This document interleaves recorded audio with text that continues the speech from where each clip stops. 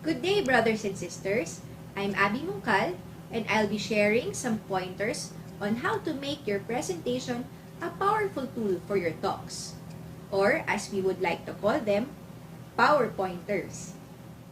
Slides, they should emphasize the talk of the speaker. These should be simple enough that it doesn't compete with the speaker for attention of your audience. And so, here are some pointers for a simple but effective presentation that should complement your talk. The first pointer is about the theme. The presentation should have a cohesive look, and one way to achieve this is through the use of color. So the color should be either analogous, yung similar colors, or contrasting, but it would be better kung magka-similar yung color nila para hindi masakit sa mata. For online talks, use cool colors like blue. Reds and pinks tend to look bleeding on the screen ng mga manonood. So you can go to Design Ideas function of PowerPoint, and you will notice that there is already an existing theme that you can make use of. To change colors, meron na rin pong mga preset on PowerPoint, and then the design idea changes depending on the color of the theme you have chosen.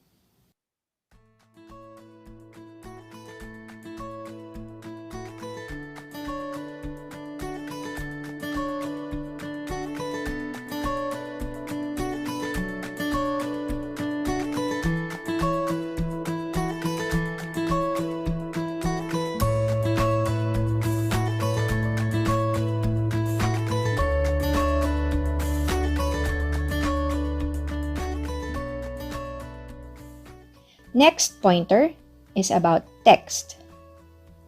Use font that is easy on the eyes. So that would be sans serif instead of serif fonts.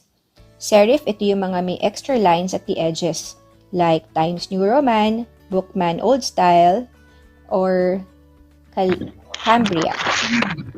And then for sans serif, these would be Arial, Avenir, Calibri, Century Gothic, Helvetica, Verdana, and others. The tech team usually uses Avenir Bold.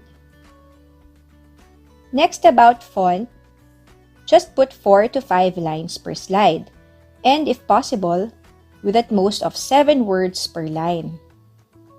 Your font size should be at least size 30, so it should not be smaller than 30.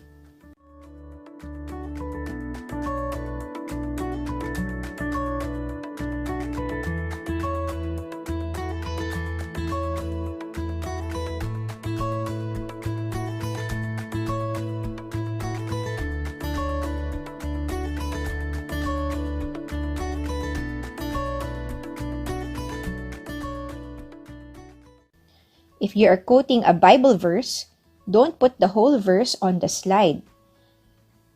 Or you can highlight it or put the key line of the verse. It is also better if it is in the form of an image. You can use Google Images to look for that particular verse. So speaking of images or photos, we move on to our next pointer about it. It is ideal to use a single image per slide. You can use at most 2 images. Some design principles are the rule of thirds. This is the most important element should be placed along these lines or their intersections. The optical center, this is the place where the viewers spend most of their time looking, and this is slightly above the center of the whole area. And lastly, last pointer is about videos. When placing a video on the slide, as much as possible, your video size should be the same as your slide size. If you are using a 4x3 slide, use a video of the same size. Or if it's a 16x9, the same video size as well.